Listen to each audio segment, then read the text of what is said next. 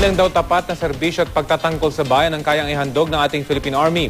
Layon din nilang tumulong sa mga estudyanteng biktima ng bagyo sa pamamagitan ng pamimigay ng mga shoebox na may lamang school supplies.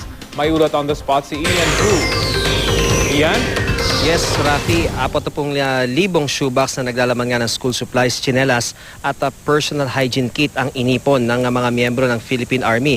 Dadalhin ang mga ito, Rafi, patungo nga sa Davao Oriental, ganyan sa Compostela Valley, partikular sa mga estudyanteng naapektuhan ng Bagyong Pablo noong isang taon.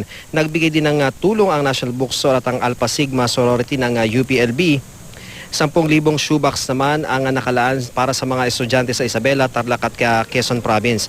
Ang Project Shoebox, Rafi, ay brainchild ng 4th Light Armor Battalion sa Lucena City, Quezon Province, kung saan nga natulungan nila noong isang taon ang may 15,000 estudyante. Ayon sa Philippine Army, isang paraan ng Project Shoebox upang mahikayat sa pag-aaral ang ating mga kabataan. Pagkakataon din daw ito ng iba't ibang individual, samahan at kumpanya upang magsama-sama para sa isang magandang layunin. Narito nga ang pahayag ni Lieutenant General Noel Coballas ng Army at DepEd Undersecretary Mario Deriquito. The objective is to provide school materials and some healthcare services, healthcare items for the school children, particularly those who cannot afford to provide for themselves.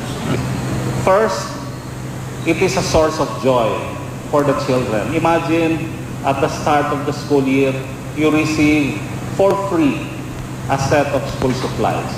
Something to start with.